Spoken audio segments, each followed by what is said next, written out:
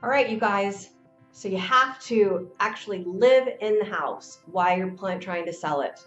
Can be kind of a big deal, kind of a pain in the fanny, kind of a thing. And so today we want to bring to you 10 tips to living in your home while you are trying to sell it.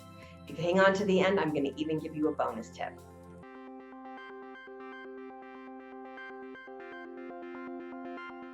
Hi, everybody. I'm Katie Evans. I'm the owner and lead agent of the Living 48 real estate team. And as promised, today we're going to go through 10 tips for living in your home while you are selling it. All right. We know it's a big deal. We know it's actually something that happens more often than not. And so we're going to try and give you some ideas that are going to make it a little bit easier and help you get top dollar even when you're living in that house. All right. Number one, I want you to get packing before you ever even put your house on the market.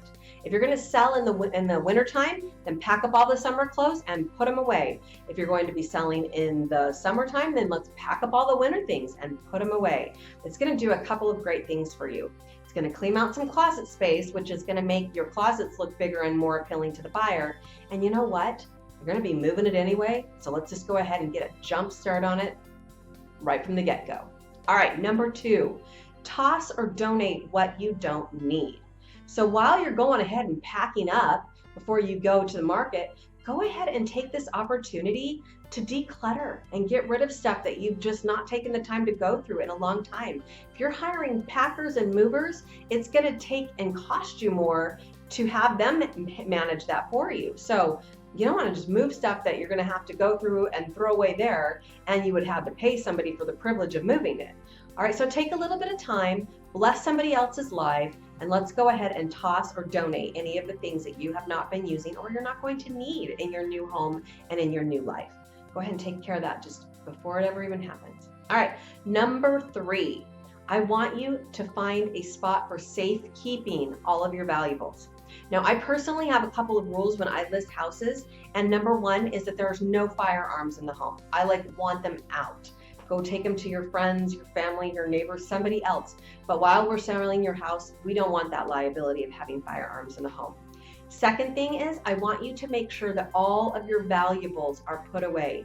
If you're used to just leaving your wallet over here in this little tray, or your wedding ring over here in this little tray, and you just happen to forget it, or you have rings or earrings or other valuables that you don't utilize every day that just sort of sit out, we need to make sure that those are put away. We as agents do the very best that we can to make sure that everything is secure while we're taking buyers through a house. But you know what? I have two eyes, and sometimes I have more than two people, and more than that, they might be a little quicker than I am. All right, so let's find a secure place to put all of your valuables while we are showing the house. Okay, number four. This one is ginormously huge to me, all right? And if you're living in the house, I get it. This is probably the hardest thing. And if you have kids, we'll just 10x that, all right? And that is that we've got to keep the house clean while you're living in it and while we're showing it. All right, so I get it. We put all this time in, we get the house all ready, we stage it, we deep clean it, and we get these beautiful professional photos taken. And then everybody, that's what they're going to expect to see when they come to your house. And of course, you guys are living in it and you've got kids. Oh my gosh, it's just such a headache. So as a listing agent, what I typically do is I go through and I make all the kids pinky swear with me. Sometimes I even have to make the adults pinky swear with me. But this is sort of the list that I give the kids that they have to do every day before they get on the school bus or before they leave the house. Number one, you have to make your bed. Okay, have to make your bed. Don't make mom go back and do it. You have to do it. Number two, you have to pick up all your clothes from the floor. You don't want any panties on the floor. Okay, all that has to get put away. No clothes on the floor. Put your toys away. All right, we want your room to look really, really pretty cute and clean. So put your toys away. Then you're going to go over to the bathroom, and in the bathroom, we're going to wipe out and clean the sink and make sure there's no toothpaste. No toothpaste and no toothpaste spits left in the sink, okay? Then the next thing we're going to do is we're going to wipe down the countertop real quick too, because we want to make sure that's all nice and clean. Nothing on the countertop. And then the last thing we're going to do is we're going to wipe down and make sure there's no water spots on the mirror. So that is what I make those kids pinky swear to when we're selling the house and they're still living in it. And I got to tell you, truthfully, there's a lot of adults that I have to pinky swear to that same thing. Now, there's a lot that you can do. You can have like a daily chore chart for your kids. Make sure that everybody's got their little assignments. You take out the trash, you do this, you do that. And that way we keep the clutter cleaned up. We keep it easier and ready to go for showings, all right? Number 5, you're living in the house. It's your floors. You're allowed to do this. In fact, I encourage it. Provide some booties. Put those by the front door. It's very polite and it's totally fine. So put those booties by the front door. We'll make a little sign that says, please put these on as you go through our home, yada, yada, yada, and go ahead and do that. That's perfectly fine. I would put a trash can or a different basket right there with them so that they have somewhere to dispose of them as well. But yeah, booties are fine. Another thing that I would maybe recommend that you put by the front door is a bottle of hand sanitizer. We encourage right now, especially in these days of COVID, that only the buyer's agent is touching any doorknobs or anything of that nature, but sometimes people just forget and they grab something. So put a bottle of hand sanitizer by the front door and that will be helpful as well. All right, number 6, pack a to-go bag. All right, the most stressful part about living in your house while it's for sale is often the need to just get out of there really quick. All right, so go ahead, keep a grab bag, put the things in there that you don't want to forget. Medications that you don't want in your home, keep them in the grab bag. Laptops, tablets, mail, spare keys, all those kinds of things that you just don't want in the house when other people are in there. Go ahead and put them in a to-go bag or a basket and just know when you leave, that goes in the car, all right, with you. Okay, number 7. Have your listing agent either put in showing time or somewhere in the multiple listing service the note that says that they are requesting 2 hours notice before any showings. That's going to give you enough lead time, hopefully, to run around and do any of those last minute cleanup, catch up, things like that. Run outside, clean up the dog poop. Just make sure that everything's the way that you want it to be for the showings.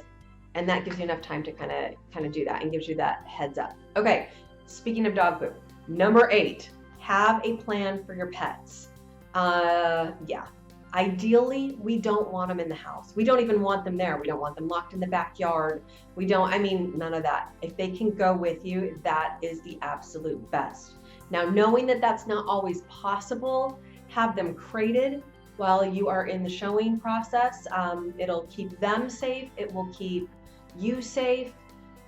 It'll make them feel more secure. But again, ideally, I would love to have those pets not in the property. Number 9, make a show prep checklist. This kind of goes back to keeping it clean, but this is also going to be another thing. So prepping the house is going to be really important. If you live with all the drapes closed all the time, then all the lights off, and while you leave during the day, you turn the temperature way up, all those kinds of things, we need to change that up for just this little while we are selling your house and you're living in it, okay? We want you to go around every light on the house, all the curtains, all the blinds wide open so that the house is nice and bright and airy. And for crying out loud, please make it comfortable inside your house for people to be there. So set the temperature at something comfortable. Again, this is going to be a short-term thing.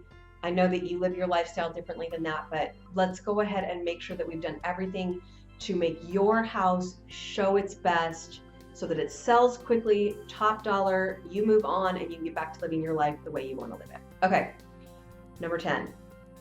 Listen for feedback. Your agent is going to have great feedback for you. And if you have a good agent, they have a system and a plan for gathering feedback from those people and agents that come through your home, and they will get that feedback to you. All right. So whatever feedback, don't immediately say, oh, that's not true. That's not right. We don't feel that way. That doesn't matter.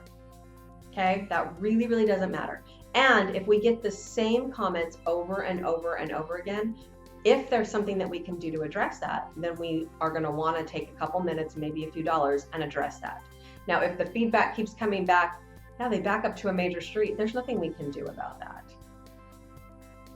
should have looked at Google Maps before you came to look at our house. That's all I'm going to say about that. But listen to the feedback, because sometimes it's just one small little thing that we can do that's going to make all the difference in the world. Okay, you guys, so proud of you. You hung out to the end of this video. Thank you for doing that. Now, here is my bonus tip for you, okay? Bonus tip. I want you to take a deep breath. I want you to know that this too shall pass. Nobody ever said that it was easy living in a home while you're trying to sell it. So find the moments of peace. Make sure that you've got some good Epsom salt and take a soothing bath at the end of the day. And just know that we're gonna get through this. This too shall pass. And you won't have to live like this for very, very long.